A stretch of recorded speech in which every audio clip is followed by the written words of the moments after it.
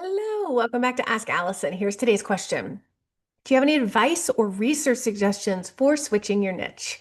So before I answer this, I would love to thank TherapyNotes for sponsoring Ask Allison. I've talked about them for years and know their features by heart, but here's what truly sets them apart. First, they genuinely care about your experience. It's not just about troubleshooting.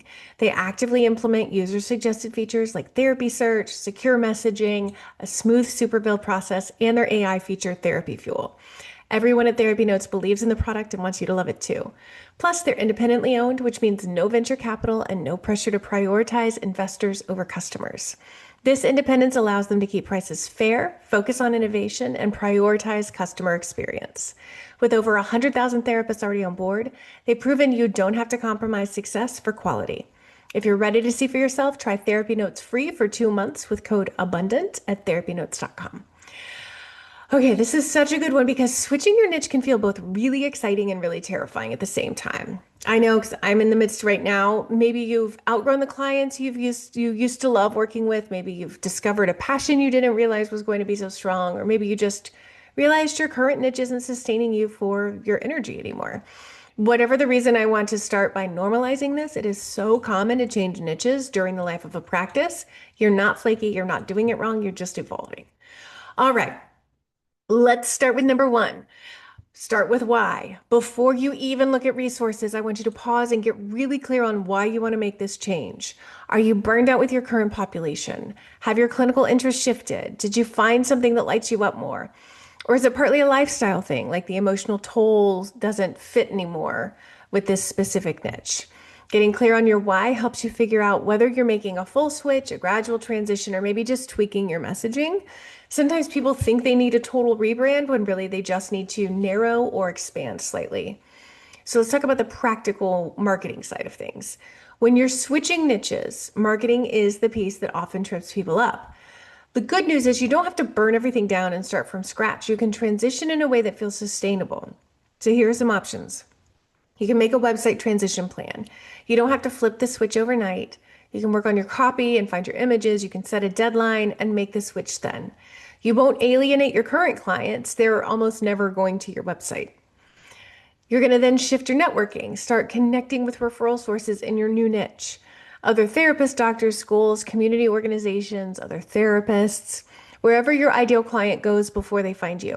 This builds credibility before you're known for it.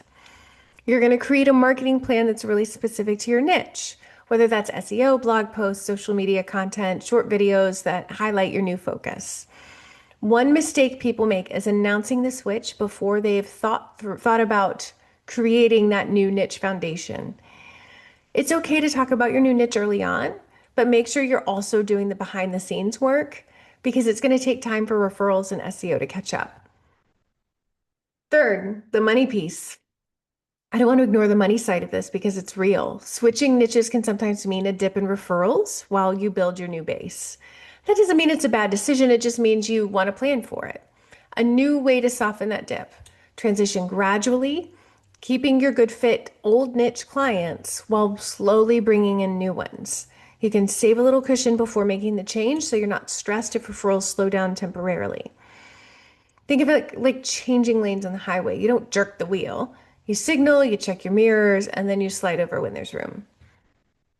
Fourth, clinical competence and training. Here's another piece people worry about. Like, am I even qualified to make this my new niche?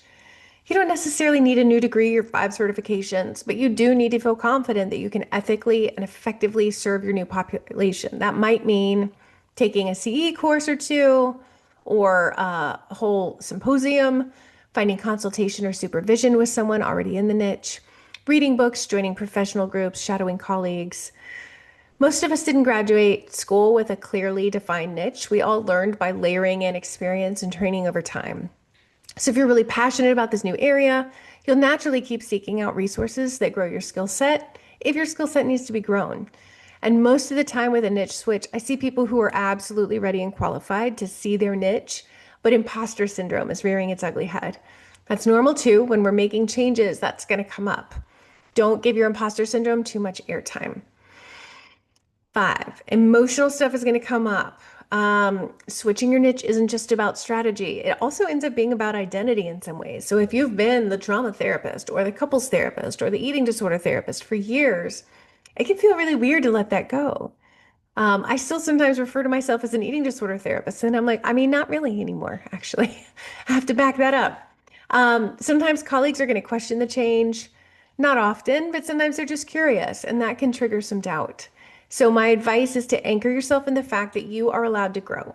You don't need anyone's permission to decide that, you want to work with a different group of people. That's fine. And sometimes that helps to remind yourself that you're not abandoning your old niche, you're bringing forward all that clinical wisdom into a new context. So, you asked specifically about resources, so here are some I would suggest. Continuing ed courses, so look for ones that specifically address your new niche. If you're moving into perinatal mental health, check out Postpartum Support International. If it's OCD, IOCDF has fantastic trainings. Of course, at Not Boring CEs, we've got engaging courses across a bunch of specialties that can help you build your confidence without being bored to tears. Consultation groups are also a really great option. Join a consult group based on your target population. Not only will you learn, but you'll also build your referral network.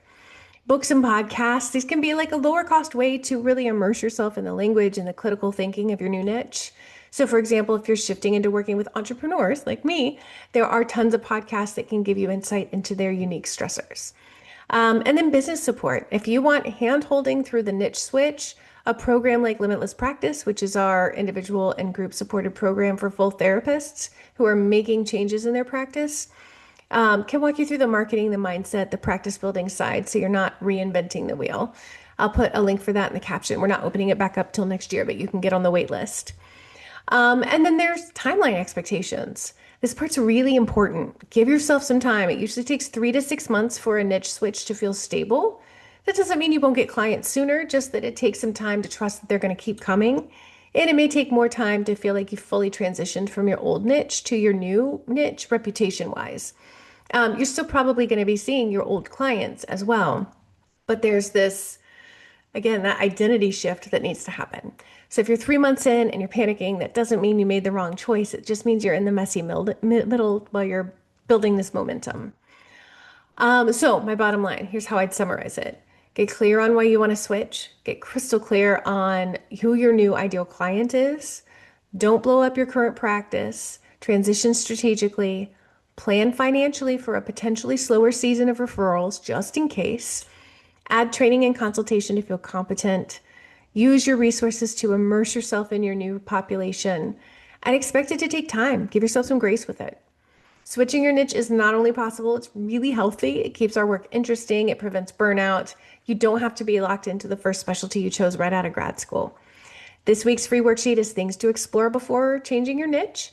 Apropos, if you want this worksheet, DM me the word sheets. I will send you the link on social media. If you're listening to this on the podcast, then you can just find it in the show notes.